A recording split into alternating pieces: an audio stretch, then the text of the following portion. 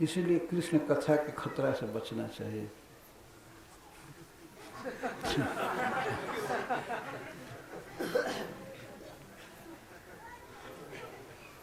तो आगे के श्लोक में भ्रमर ये कहता है कि जब इतना सब जानकारी थी आपको, तो फिर कृष्ण से प्रेम क्यों किया? इतना जानते हैं कि कपटी हैं, सब हैं। तो राधा रानी कहती हैं क्या करें भ्रमर, हमने श्याम सुंदर की असत्य बातों को भी सत्य के रूप में मान लिया। ये हमारी कमजोरी थी। न पारे हम निर्वद्ध संयम इत्यादि। वे कहे थे कि मैं तुम्हारे उपकार का बदला चुका नहीं पाऊंगा, मैं ऋणी हूँ और मैं कभी भी ब्रज से बाहर नहीं जाऊंगा, कहीं नहीं जाऊंगा, मैं तुम्हारे चरणों का दास हूँ। ये है तो वयम ऋतम विवत जिह्म व्याहृतम सद्दधाना, हम अज्ञ हैं। जिह्म व्याहृतम, जिह्म का अर्थ होता है कपटी। कपट से श्याम सुंदर बोल रहे थे। व्याहृतम, व्याहृतम का अर्थ बोली, उनका बोला हुआ शब्द। कपट से बोल रहे थे। हमको ये पता नहीं था कि बाहर से कह रहे हैं कि हम तुम्हारे प्रेमी हैं और भीतर से उनके मन में कुछ और था। इसको जिह्म कपटी कहते हैं।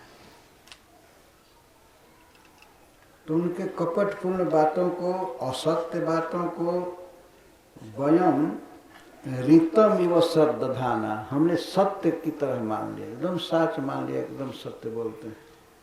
कुलिक ऋतम इवाज्ञा कृष्ण बद्धो हरिण्य, जैसे कृष्ण सार मृग की पत्नियां हरिणियां कुलिक ऋतम बहेलिए के गान को सत्य मान लेती हैं। वन में जा करके बहेलिया बहुत मधुर बांसुरी बजाता है, गीत गाता है, तो उसको सुनने के लिए हरिण की स्त्रियां आ जाती हैं। हरिण भी आते हैं, उनके साथ साथ हरिण की स्त्रियां भी आती हैं, वो आ जाते हैं। तो शब्द सुनने में फंस जाते हैं, कान के लिए अमृत लगता है, लेकिन उसी समय बहेलिया बाण मारता है। और आश्चर्य की बात है कि बाण लगा हुआ है हरिणी को, बाण लगे हुए से फिर भी गीत का ऐसा आनंद होता है कि बाण लगने के बाद भी वो सुनती है, भागती नहीं है कि कोई मारा। यदि बहुत मधुर संगीत हो, संगीत से इतना प्रेम है, गीत से, शब्द से, को सुनती रहती है। तो इसी तरह से बीच बीच में हमसे कपट किया श्याम सुंदर, लेकिन फिर भी हम सत्य समझते थे। कृष्ण बद्ध शब्द बड़ा महत्वपूर्ण है। ये हरिणी के लिए है अथवा हम लोगों के लिए है। यहाँ तक कि हम लोग कृष्ण की बधू बनी, कृष्ण से प्रेम करती हैं, लेकिन जैसे बहेलिया कपट से गीत गाता है और बाण मार देता है, ऐसे ही हम उनके झूठी बातों को सत्य समझ गए। और ददृशु असकृत एतल नखस्पश तीव्र स्मर रुज, आज हम इस दुख को देख रहे हैं। हमको एक बार उनके नख का स्पर्श मिला। असकृत एतत् तल नखस्पर्श तीव्र, श्री कृष्ण ने एक बार केवल नख से हमारा स्पर्श किया और उस स्पर्श से हम स्मर रुज, प्रेम रस से, काम रोग से ग्रस्त हो गए। इस दुख को हम देख रहे हैं, हमारी क्या दशा है, हम मर रही हैं,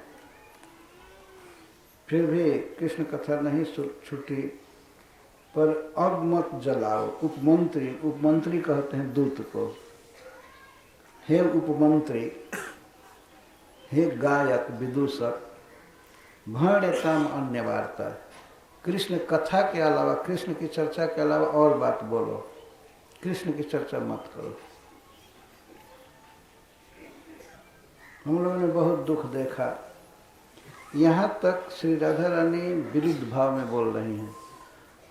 2 श्लोक में वे कृष्ण के अनुकूल बोलेंगी लास्ट में, क्योंकि प्रेम अंततः प्रियतम के गुण को ही गाता है और मान में उनके दोषों का आविष्कार होता है।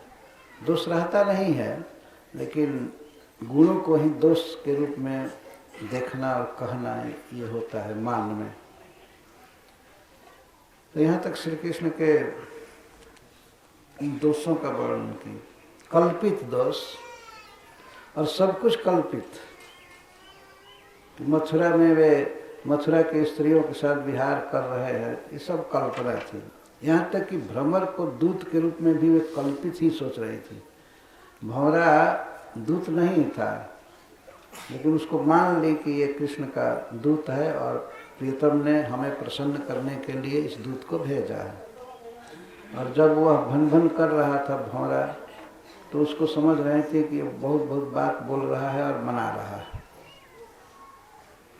तो जो भी दोष के रूप में श्री राधा रानी ने कहा है, वो कोई दोष नहीं है, वास्तव में उसका श्लेष अर्थ है, वो सारे गुण हैं,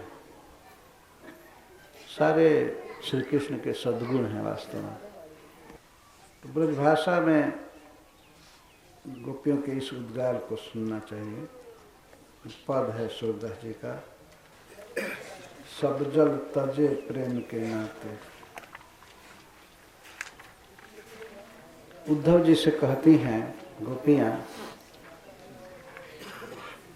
कि उद्धव, चाहे लाख दुख हो, हमें विरह का ताप अनुभूत हो रहा है, बहुत दुख हो रहा है, लेकिन इतने दुख पर भी हमें प्रियतम श्याम सुंदर ही अच्छे लगते हैं। तुम जो चाहते हो कि हमारा चित्त श्याम सुंदर से हट जाए, हम दूसरा कुछ सोचे, सुखी हो जाए, नहीं, हमको इसी तरह दुख में रहने दो, हम दूसरी बात नहीं सुनना चाहते। तो वे उदाहरण देती है साधारण जीवों का, कुछ जीवों का उदाहरण दिए हैं कि वे अपना प्रेम नहीं छोड़ते हैं, अपने प्रियतम को नहीं भूल पाते हैं। तो हम तो मानवी हैं, हम गोपी हैं, हम कैसे श्याम सुंदर से प्रेम करना छोड़ दें।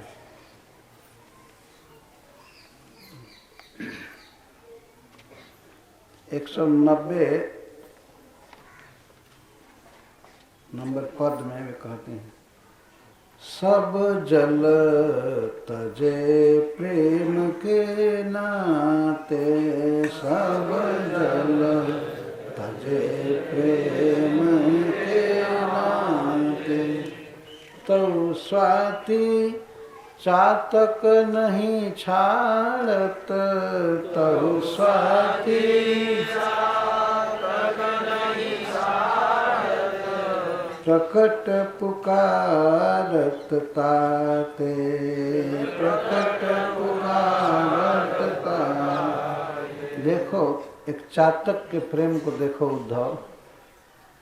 चातक एक जीव है, पक्षी है, लेकिन स्वाति नक्षत्र में बादल से वो डायरेक्ट जल प्राप्त करता है, तो उसके चोंच में जो स्वाति का बूंद गिरता है वही पी करके रहता है, सालों भर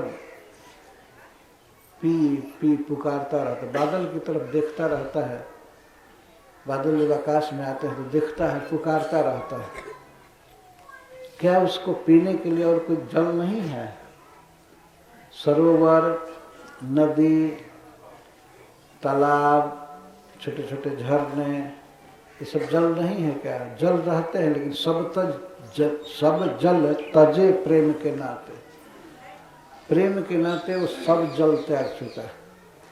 क्या चातक के लिए गंगा जी की धारा नहीं है? है, जमुना जी की धारा है, सोन नदी है, गोदावरी है, कृष्णा है, सरस्वती है, बहुत पवित्र नदियां हैं, और नारायण सरोवर और भी अनेक प्रकार के सरोवर हैं, लेकिन सब जल तजे प्रेम के नाते। देखो प्रेम चातक का बादल के साथ, तऊ स्वाति चातक नहीं छाड़त। चातक स्वाति नक्षत्र को नहीं छोड़ा। स्वाति नक्षत्र से मतलब स्वाति नक्षत्र में जो बादल से वर्षा होती है उससे प्रेम करना नहीं छोड़ा, उसी से प्रेम रखा। और सालों भर पानी नहीं पीता। एक बार अगर चोंच में पानी आ गया तो बस ठीक है, दूसरा पानी नहीं पीता, वही पानी पी करके रहता है। और आपको सुनकर आश्चर्य होगा कि बादल से वह और महीने में पानी नहीं मांगता है, स्वाति नक्षत्र में। यहाँ के लोग सब स्वाति नक्षत्र जानते होंगे। हथिया में हाथ गोड़, चित्रा में लेड़ा, और चढ़त चढ़त सवाती झांपी छोड़ा। सवाती चढ़ने पर धान के फल पूरा प्रकट हो जाते हैं। और चित्रा में वो रेणा पर चढ़ता है। रेणा मतलब उसमें फसल आने को होता है, गर्भ में सब चावल रहते हैं। और सवाती नक्षत्र में धान के सारे बाल प्रकट हो जाते हैं, झांपी झोड़। जो लोग शहर में रहते हैं वो लोग नहीं जानते हैं कि स्वाति क्या है ना। जनवरी फरवरी जानते हैं, क्रिसमस भी जानते हैं, लेकिन स्वाति नहीं जानते। जो नहीं जानते हैं क्या सोचें कि स्वाति माने क्या होता है, हथिया नक्षत्र माने क्या होता है। वृंदावन में कभी कभी इधर के भक्त आते हैं तो हम पूछते हैं इसमें क्या नक्षत्र चल रहा है, तो बताते हैं। तो दूसरे लोग एक दो बार सुन करके चकित कर पूछे, महाराज ये हथिया क्या है? अब क्या समझाया जाए। पहले तो 6 ऋतु ही नहीं जानते हैं कुछ लोग। कुछ भागवत की कथा सुनने से जानते हैं शरद ऋतु। तो सबसे पहले है बसंत ऋतु, और बसंत ऋतु के बाद ग्रीष्म ऋतु, ग्रीष्म ऋतु के बाद प्राविड ऋतु, वर्षा ऋतु, इसके बाद शरद ऋतु और हेमंत ऋतु और शिशिर ऋतु। 2-2 महीने का एक एक ऋतु होता है। चैत्र और वैशाख को बसंत ऋतु कहते हैं, तथा जेठ और आषाढ़ को ग्रीष्म ऋतु, सावन और भादो को प्राविड ऋतु, वर्षा ऋतु, और आश्विन और कार्तिक को शरद ऋतु, तथा अगहन और पुष को शिशिर ऋतु, हेमंत ऋतु, और इसके बाद माघ फागुन को शिशिर ऋतु का। और सब याद है, कई अंग्रेजों का नाम याद है, देश का नाम याद है, सब कुछ, लेकिन जो भगवान का डायरेक्ट उनकी व्यवस्था है सिर्फ ज्ञान नहीं। तो स्वाति नक्षत्र ये लगभग कुआर के अंत में होता है ना, आश्विन के अंत में। पर चातक का प्रेम देखो, सब जल तजे प्रेम के नाते, तऊ स्वाति चातक नहीं छाड़त, प्रकट पुकारता। गोस्वामी तुलसीदास जी ने भक्ति की प्रेरणा दिया है कि भक्त का प्रेम भगवान राम के प्रति चातक जैसा होना चाहिए। वे लिखे हैं दोहावली में कि एक बार एक चातक उड़ रहा था, प्यास के कारण तड़फड़ा रहा था, फिर भी ऊंचा दृष्टि करके और उड़ता जा रहा था, उड़ता जा रहा था, उड़ने की शक्ति नहीं थी। तब तक वो गिर गया गंगा जी में, चातक गंगा जी में गिर गया। उसने देखा कि अरे तो मैं नदी में गिर गया। अभी ये भी पता लग गया कि ये परम पवित्र गंगा नदी है, फिर भी अपने चोंच को ऊपर उठाए रहा कि कहीं हमारे मुंह में गंगा का पानी न चला जाए। मरते समय वो गंगा का पानी नहीं डालना चाहता था, अपने प्रियतम बादल का ही पानी चाहता था। नहीं मिले तो रटते रटते मर जाएगा, लेकिन वो दूसरा पानी नहीं ले सकता। तो मरते समय भी अपने चोंच को ऊपर उठाए रहा। बताइए, जिस गंगा का जल प्रत्येक हिंदू चाहता है, इतना पवित्र जल है, और मरते समय मरने वालों के मुख में तुलसी और गंगा जी का जल डाला जाता है। ऐसे पवित्र जल को भी चातक नहीं लेना चाहता, क्योंकि उसका प्रेम बादल से था, मेघ से था। मरते समय भी अपने प्रेम पर खोंच नहीं आने दिया, कलंक नहीं आने दिया। मरा, लेकिन मरने के बाद ही पानी गया होगा मुख में, जीते जी नहीं पिया। इस तरह का प्रेम निभाते हैं। एक पक्षी भी ऐसा प्रेम निभाता है। तऊ स्वाति चातक नहीं छाड़त, प्रकट पुकारत ताते। तप्त रहता है, प्यास से व्याकुल रहता है, लेकिन फिर भी पुकारता रहता है, पी पी पी। इसको पपीहा कहते हैं। अब ये पक्षी इधर दिखाई नहीं देता है, जो हम लोगों ने देखा अपने आँख से, पपीहा चातक। समुझत मीन नीर की बातें, तऊ प्राण हठिहारत। और ठीक चातक की तरह मछली नीर का, पानी का स्वभाव समझती है। यदि जाल पड़ता है तो मछलियां फंस जाती हैं, और पानी मछलियों का साथ छोड़ करके बह जाता है। मछलियां जाल में फंस जाती हैं।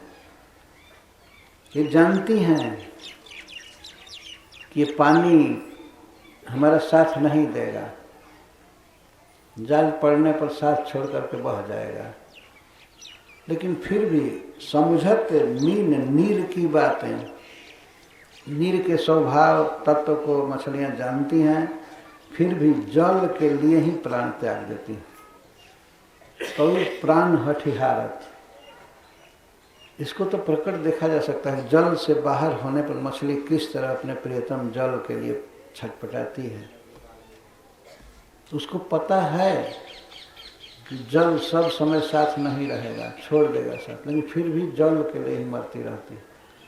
तो उद्धव, हम तो मनुष्य हैं। जब एक मछली भी अपने प्रियतम को नहीं छोड़ पाते, छोड़ते ही मर जाती है, तो हम श्री कृष्ण को कैसे छोड़ सकते हैं? भले मर जाएंगे विरह में, ये ठीक है, लेकिन तुम्हारा जो ये ज्ञान है कि ब्रह्म ज्ञान की साधना करो, समाधि लगाओ, ये हम नहीं कर पाएंगे। हम कृष्ण से इस तरह प्रेम करते हैं। सुनत कुरंग नाद रस पूरन, जदपि व्याध सरमारत। कुरंग हरिण नाद रस, शब्द रस, संगीत का रस पान करता है, सुनता है कान में, और यहाँ तक कि व्याध उसको बाण मार देता है, पर बाण लगने पर भी उसको इतना प्रेम है संगीत से कि उसे सुनता रहता है, उस शब्द को सुनता रहता है। अरे जब बाण लगने पर भी हरिण संगीत से प्रेम नहीं छोड़ता, सुनता रहता है, तो हमें कोई भी दुख हो, मुरली बजाने वाले से कैसे प्रेम छोड़ सकती है? तो एक साधारण पशु है, अविवेकी जीव है, फिर भी उसको इतना प्रेम है सबसे। निमिष चकोर नयन नहीं लावत, शशिजो वत जुग बीते।